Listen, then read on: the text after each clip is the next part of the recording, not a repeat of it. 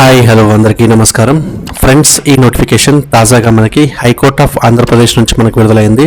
So ఈ యొక్క high court of ఆంధ్రప్రదేశ్లో మనకు దాదాపు 300 పైచిలకు ఉద్యోగాలు కల్పించడానికి తాజాగా మనకు హైకోర్టు ఈ యొక్క నోటిఫికేషన్ విడుదల చేసింది. ఈ నోటిఫికేషన్ ద్వారా 7th క్లాస్ పాస్ అయిన వారికి మనకు ఆఫీస్ సబార్డినేట్ ఉద్యోగాలు కల్పించడానికి కూడా మనకు ఈ యొక్క నోటిఫికేషన్ ద్వారా భర్తీ చేస్తున్నారు. సో కాబట్టి ఈ నోటిఫికేషన్ సంబంధించి పూర్తి వివరాలను చూడాలంటే కనుక ఖచ్చితంగా వీడియోని చివరి వరకు చూడండి. సో ఖచ్చితంగా మన యొక్క ఛానల్ని ఫస్ట్ టైం చూసినట్లయితే సబ్స్క్రైబ్ చేయండి, అదేవిధంగా లైక్ చేయడం మర్చిపోకండి, మీ ఫ్రెండ్స్కు ఈ యొక్క వీడియోను షేర్ చేయండి. సో ఫ్రెండ్స్, ఈ నోటిఫికేషన్ ద్వారా మనకి section officer, senior system officer, computer operator, assistant librarian grade 2 and UD stenographer, assistant examiner, typist, copyist, data entry operator, stenographer and office subordinator ఉద్యోగాలకు సంబంధించి మనకు ఈ నోటిఫికేషన్ అయితే ఉపయోగపడుతుంది. సో ఈ నోటిఫికేషన్ ద్వారా మనకి 30 మార్చ్ 2026 నుంచి మనకు 19 ఏప్రిల్ 2026 వరకు అయితే ఆన్లైన్లో అప్లై అయితే చేసుకునే అవకాశం అయితే ఉంటుంది. సో ఈ యొక్క ఆన్లైన్ అప్లికేషన్ సంబంధించి మీకు ఎలాంటి డౌట్ ఉన్నా కూడా ఖచ్చితంగా కామెంట్ సెక్షన్లో అడగండి. ప్రతి ఒక్క ఇన్ఫర్మేషన్ మీకు కామెంట్ సెక్షన్లో అందిస్తాను. ఒకవేళ ఆన్లైన్లో అప్లై చేసే ప్రాసెస్ గురించి కూడా కావాలనుకుంటే కనుక ఖచ్చితంగా మీరు కామెంట్ సెక్షన్లో అడగండి. సో ఎక్కువ మంది ఈ యొక్క డిమాండ్ చేస్తే కనుక ఖచ్చితంగా ఈ యొక్క వీడియోని కూడా చేసి మీ ముందుకు తీసుకొస్తాను.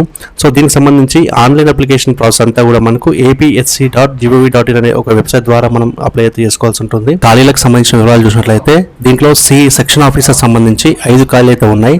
సో ఈ యొక్క నోటిఫికేషన్ ద్వారా సెక్షన్ ఆఫీసర్ ఉద్యోగం సంపాదిస్తే కనుక వారికి 57,000 రూపాయల నుంచి మనకు 1,47,000 వరకు సంపాదించే అవకాశం అయితే మనకు ఈ నోటిఫికేషన్ ద్వారా మనకు ఆంధ్రప్రదేశ్ హైకోర్టు మనకు అందిస్తుంది. సో అదేవిధంగా మనకి సీనియర్ సిస్టమ్ ఆఫీసర్ కూడా మనకి 44,000 రూపాయల నుంచి 1,27,000 వరకు సంపాదించే అవకాశం అయితే నోటిఫికేషన్ ద్వారా ఉంటుంది. సో కంప్యూటర్ ఆపరేటర్ ఉద్యోగాలకు సంబంధించి 31 ఖాళీలు అయితే ఉన్నాయి. ఈ యొక్క 31 ఖాళీలో మనకి జాబ్ సంపాదించిన వారికి 40,000 నుంచి మనకు 1,24,000 వరకు సంపాదించే అవకాశం అయితే ఈ యొక్క నోటిఫికేషన్ ద్వారా కల్పిస్తారు. అదేవిధంగా అసిస్టెంట్ లైబ్రేరియన్ సంబంధించి కూడా మనకు ఒక ఖాళీ అయితే ఉంది. దీనికి కూడా మనకు 40,000 నుంచి మనకు 1,24,000 వరకు అయితే ఉంటుంది. అదేవిధంగా librarian grade 2, UD stenographer, assistant examiner, ఆ టైపిస్ట్ సంబంధించిన ఉద్యోగాలకు సంబంధించి మనకు ఖాళీ అయితే ఉంటాయి. సో ఈ యొక్క ఖాళీలు చూసినట్లయితే మనకు ఒక్కొక్క ఉద్యోగానికి ఎవరైతే ఉద్యోగం సంపాదిస్తారో వారికి 25,000 రూపాయల నుంచి మనకు 80,000 వరకు సంపాదించే అవకాశం అయితే ఈ నోటిఫికేషన్ ద్వారా కల్పిస్తారు.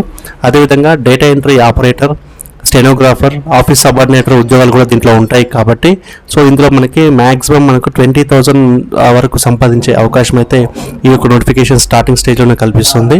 సో దీని నోటిఫికేషన్ ద్వారా మనకు దాదాపు 300 ఖాళీలు ఈ యొక్క నోటిఫికేషన్ ద్వారా భర్తీ చేస్తారు.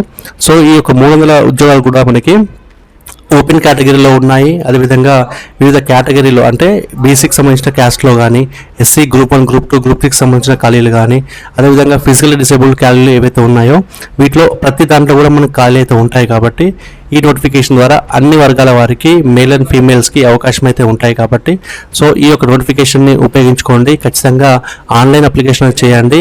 మీకు ఈ యొక్క నోటిఫికేషన్ ద్వారా ఎగ్జామినేషన్ క్రాక్ చేసినది కనుక ఖచ్చితంగా మీకు ఉద్యోగం సంపాదించే అవకాశం అయితే ఈ యొక్క నోటిఫికేషన్ కల్పిస్తారు. సో మళ్ళీ మనకు ఆంధ్రప్రదేశ్ హైకోర్టులో ఇంత పెద్ద మొత్తంలో నోటిఫికేషన్ వస్తుంది అనేది చాలా కష్టమైన పని. కాబట్టి వెంటనే ఈ యొక్క నోటిఫికేషన్ సంబంధించి పూర్తి వివరాలు తెలుసుకునే ప్రయత్నం చేయండి. మార్చ్ 30 నుంచి ఈ యొక్క నోటిఫికేషన్ సంబంధించి ఆన్లైన్ అప్లికేషన్ అయితే చేయండి. సో ఖచ్చితంగా ఈ యొక్క ఉద్యోగం సంపాదించే అవకాశం అయితే మీకు ఈజీగా ఉంటుందని చెప్పేసి నా అభిప్రాయం. సో ఈ యొక్క నోటిఫికేషన్ సంబంధించి ఎడ్యుకేషన్ క్వాలిఫికేషన్లో సెక్షన్ ఆఫీసర్ సంబంధించి మనకు డిగ్రీ వచ్చేసి మనకు 3 years లేదంటే 5 years కోర్సులో ఖచ్చితంగా లా చేసి ఉండాలని చెప్పేసి కూడా మనకు నోటిఫికేషన్లో తెలియజేశారు. అదేవిధంగా సీనియర్ సిస్టమ్ ఆఫీసర్ సంబంధించి ఏదైనా ఒక డిగ్రీ అంటే బీటెక్ సంబంధించిన డిగ్రీలో సిఎస్సి కానీ, ఈసీఈ కానీ, ట్రిపుల్ కానీ, ఐటీ కానీ లేదంటే ఎంఎస్సి కంప్యూటర్స్ కోర్స్ చేసిన వారికి ఈ యొక్క నోటిఫికేషన్ ద్వారా అవకాశం అయితే కల్పిస్తారు. అదేవిధంగా కంప్యూటర్ ఆపరేటర్, అసిస్టెంట్ లైబ్రేరియన్ సంబంధించి మనకు డిగ్రీ ఆఫ్ BLIC చేసి ఉండాలని చెప్పేసి కూడా మనకు నోటిఫికేషన్లో తెలియజేశారు. అదేవిధంగా మనకు ఈ నోటిఫికేషన్ ద్వారా మనకి ఏదైతే మనకు ఆఫీస్ సబార్డినేట్ ఉద్యోగం ఉంటుందో ఈ యొక్క ఆఫీస్ సబార్డినేట్ ఉద్యోగానికి 7th క్లాస్ పాస్ అయిన వారికి లేదంటే 7th క్లాస్ దానికి సమాంతరమైన క్వాలిఫికేషన్ ఉన్న వారికి ఈ యొక్క నోటిఫికేషన్ ద్వారా అప్లై చేసే అవకాశం అయితే లభిస్తుంది. సో ఎవరైతే ఇంటర్మీడియట్ ఫెయిల్ అయిన వారికి కూడా దీంట్లో అవకాశం అయితే ఉంటుంది. కానీ ఇంటర్మీడియట్ పాస్ అయ్యి హైయర్ క్వాలిఫికేషన్ ఉంటుందో వారు ఈ యొక్క నోటిఫికేషన్ ద్వారా ఎలిజిబుల్ కింద ఉంటారు. కాబట్టి ఖచ్చితంగా 7th నుంచి ఇంటర్మీడియట్ ఫెయిల్ అయిన వారు మాత్రమే ఈ యొక్క ఆఫీస్ సబార్డినేట్ ఉద్యోగానికి అయితే అప్లై చేసుకునే అవకాశం అయితే మీకు నోటిఫికేషన్ ద్వారా కల్పిస్తున్నారు. సో దీనికి సంబంధించి ఏజ్ లిమిట్ చూసినట్లయితే 18 ఇయర్స్ నుంచి మనకు 42 ఇయర్స్ వరకు అప్లై చేసుకునే అవకాశం అయితే ఉంటుంది. సో ఈ నోటిఫికేషన్ సంబంధించి 1/1/2026 వరకు అంటే కట్ ఆఫ్ డేట్ ఉంటుంది. ఈ యొక్క 1 జనవరి 2026 వరకు 42 ఇయర్స్ లోపల ఉన్న వారు ఎవరైనా కూడా ఈ యొక్క నోటిఫికేషన్ ద్వారా అప్లై చేసే అవకాశం అయితే మనకు నోటిఫికేషన్ కల్పిస్తుంది. సో దీంట్లో మనకి రిజర్వేషన్ కేటగిరీ కూడా ఉంటుంది కాబట్టి ఖచ్చితంగా ఈ యొక్క విషయాన్ని అభ్యర్థులు గమనించండి. సో ఈ నోటిఫికేషన్ సంబంధించి ఆన్లైన్ అప్లికేషన్లో మనకు ఖచ్చితంగా మన యొక్క ఒరిజినల్ సర్టిఫికేట్స్ ఏవైతే ఉన్నాయో ఆ యొక్క ఫాస్ట్ సర్టిఫికేట్స్ అన్నింటినీ కూడా మనం స్కాన్ చేసి అప్లోడ్ చేయాల్సి ఉంటుంది. అదేవిధంగా రిజర్వేషన్ కేటగిరీ ఎవరైతే ఉన్నారో అది ఎస్సీలు కానీ, ఎస్టీలు కానీ, బీసీలు కానీ, పర్సన్ విత్ బెంచ్మార్క్ డిసబిలిటీ కానీ, ఎకనామికల్ వీకర్ సెక్షన్స్ కానీ, స్పోర్ట్స్ పర్సన్స్ కానీ, ఎక్స్ సర్వీస్ మెన్ ఎవరైతే ఉన్నారో వారి యొక్క డాక్యుమెంట్స్ అనేవి మనం ఖచ్చితంగా స్కాన్ చేసి అప్లోడ్ చేయాల్సి ఉంటుందని చెప్పేసి కూడా మనకు నోటిఫికేషన్లో క్లియర్గా తెలియజేశారు. అదేవిధంగా ఈ యొక్క ఒరిజినల్ డాక్యుమెంట్స్ ఏవైతే ఉంటాయో ఆ యొక్క ఒరిజినల్ డాక్యుమెంట్స్ మన యొక్క సర్టిఫికేట్ వెరిఫికేషన్ సమయంలో మనం ప్రొడ్యూస్ చేయాల్సి ఉంటుంది కాబట్టి ఆ యొక్క విషయాన్ని కూడా అభ్యర్థులు గమనించండి. ఒకవేళ మీరు ఈ యొక్క టైంలో మరియు ఈ యొక్క ఒరిజినల్ డాక్యుమెంట్స్ సబ్మిట్ చేయకపోతే కనుక మన యొక్క అప్లికేషన్ అనేది రిజెక్షన్ అవుతుందని చెప్పేసి కూడా మనకు నోటిఫికేషన్లో తెలియజేశారు. సో ఈ యొక్క ఉద్యోగానికి సంబంధించి ఏ విధంగా మనకు మెథడ్ ఉంటుంది అంటే ఈ యొక్క ఉద్యోగాలు భర్తీ చేసే అవకాశం మనకి ఏ విధంగా ఉంటుంది అంటే సెక్షన్ ఆఫీసర్ సంబంధించి డిగ్రీ స్టాండర్డ్ తీసుకుంటున్నారు. సో ఒక డిగ్రీ స్టాండర్డ్లో మనకి జనరల్ నాలెడ్జ్లో 20 మార్కులు, మెంటల్ ఎబిలిటీలో 10 మార్కులు, లా అండ్ సివిల్ క్రిమినల్ సంబంధించి 50 మార్కులు అయితే ఉంటాయి. అదేవిధంగా senior system officer, computer operator, assistant librarian grade 2, ఈయూడి stenographer, assistant examiner, typist and copyist, data entry operator, stenographer సంబంధించి ఇది కూడా మనకు బేసిక్ డిగ్రీ లెవెల్లో మనకు స్టాండర్డ్స్ అయితే ఉంటాయి. సో దీనికి జనరల్ నాలెడ్జ్లో 40 మార్కులు, మెంటల్ ఎబిలిటీలో 40 మార్కులు అయితే ఉంటాయి. అదేవిధంగా ఆఫీస్ సబార్డినేట్ సంబంధించి 10th క్లాస్ సంబంధించిన బేస్ అయితే ఉంటుంది. ఈ 10th క్లాస్ బేస్లో మనకి జనరల్ నాలెడ్జ్ 50 మార్కులు, మెంటల్ ఎబిలిటీలో 30 మార్కులు అయితే ఉంటాయి. సో మొత్తం కూడా మనకి ప్రతి ఒక్క కేటగిరీలో మనకి ప్రతి ఒక్క ఉద్యోగాన్ని కూడా మనకు 80 మార్కులు అయితే ఉంటాయి. సో 80 మార్కులకు 80 క్వశ్చన్లు అయితే మనకు ప్రొవైడ్ చేస్తారు కాబట్టి ఈ యొక్క 90 minutes ఆఫ్ టైంలో మనం ఈ యొక్క ఎగ్జామినేషన్ని క్రాక్ చేయాల్సి ఉంటుందని చెప్పేసి కూడా మనకు నోటిఫికేషన్లో తెలియజేశారు. సో ఈ యొక్క ఎగ్జామినేషన్ వచ్చేసి మనకు ఇంగ్లీష్ అండ్ తెలుగులో ఉంటుంది. ఒకవేళ మనకు తెలుగుకు సంబంధించిన ఏదైనా కంప్యూటర్ దాంట్లో మనకి ఏమైనా ఇబ్బందులు ఉంటే కనుక ఇంగ్లీష్ వెర్షన్ అని మనకు ఫైనల్ వెరిఫికేషన్ అంటే ఫైనల్ క్వశ్చన్ పేపర్గా మనం ట్రీట్ చేస్తామని చెప్పేసి కూడా మనకు నోటిఫికేషన్లో తెలియజేశారు. సో ఈ యొక్క కంప్యూటర్ బేస్డ్ ఎగ్జామినేషన్లో మనకి ఖచ్చితంగా ఓపెన్ కాంపిటీషన్లో ఎకనామికల్ వీకర్ సెక్షన్లో అండ్ వీరికి 40% మార్క్స్ పాస్ అయి ఉండాలి. అదే బీసీ కేటగిరీలో అయితే మనకి 30% మార్క్స్ పాస్ అయి ఉండాలి. ఒకవేళ ఎస్సీ ఎస్టీలు కానీ ఫిజికల్ డిసేబుల్స్ ఎవరైతే ఉంటారో వారికి 30% మార్క్స్ మినిమం క్వాలిఫై అవ్వ ఉండాలని చెప్పేసి కూడా మనకు నోటిఫికేషన్లో తెలియజేశారు. సో కాబట్టి ఈ యొక్క విషయాన్ని కూడా అభ్యర్థులు గమనించండి. సో ఈ యొక్క ఉద్యోగం సంబంధించి ఎవరైనా సరే ఇండియన్ ఆఫ్ సిటిజన్స్ అంటే తెలంగాణ అయినా లేదంటే ఆంధ్రప్రదేశ్ అయినా మరే ఇతర స్టేట్ అయినా కూడా మేల్ అండ్ ఫీమేల్స్ అందరూ కూడా ఈక్వల్ ఆపర్చునిటీస్ ఉంటాయి కాబట్టి ఖచ్చితంగా మీరు ఈ యొక్క నోటిఫికేషన్ ద్వారా ఆన్లైన్ అప్లికేషన్ చేయండి. సో ఈ యొక్క నోటిఫికేషన్ సంబంధించి ముఖ్యంగా కోర్టులో చేసే వర్క్ కాబట్టి ఖచ్చితంగా మంచి హ్యాబిట్స్ ఉండాలి, ఎనీ బాడీ డిఫెక్ట్స్ ఉండకూడదు అని చెప్పేసి కూడా మనకు నోటిఫికేషన్లో తెలియజేశారు.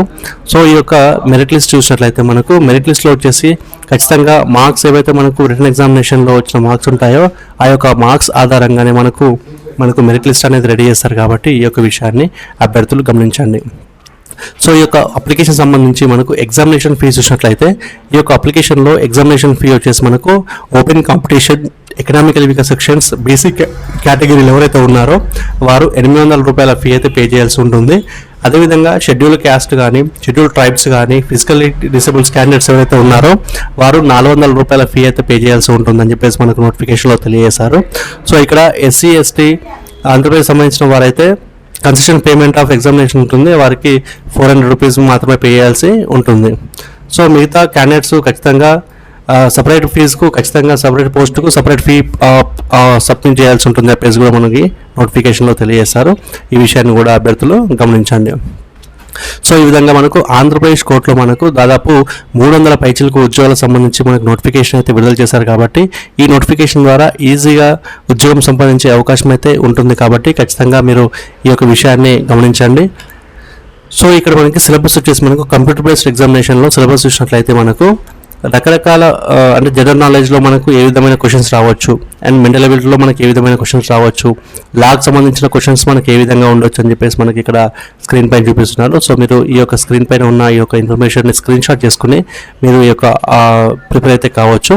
అదేవిధంగా copies to data entry operator and senior copper సంబంధించి ఏవైతే ఉద్యోగాలు ఉన్నాయో వాటికి జనరల్ నాలెడ్జ్, అదేవిధంగా మెంటల్ అబిలిటీ సంబంధించిన క్వశ్చన్స్ మనకి ఎక్కడి నుంచి రావచ్చు అనే విషయాన్ని మనకు ఈ యొక్క నోటిఫికేషన్లో క్లియర్గా అడిగారు. కాబట్టి మీరు ఈ నోటిఫికేషన్ సంబంధించి ప్రతి ఇన్ఫర్మేషన్ కూడా మిస్ అయితే కనుక ఖచ్చితంగా మీరు కామెంట్ సెక్షన్లో అయితే అడగండి. వాటికి మీకు సమాధానం చెప్పే ప్రయత్నం అయితే చేస్తాను. కాబట్టి ఈ యొక్క వీడియోను మీ యొక్క ఫ్రెండ్స్ కూడా షేర్ చేయండి. మళ్ళీ మంచి వీడియోతో మళ్ళీ ముందుకు వస్తాను. అంతవరకు సెలవు. నమస్తే. జై హింద్.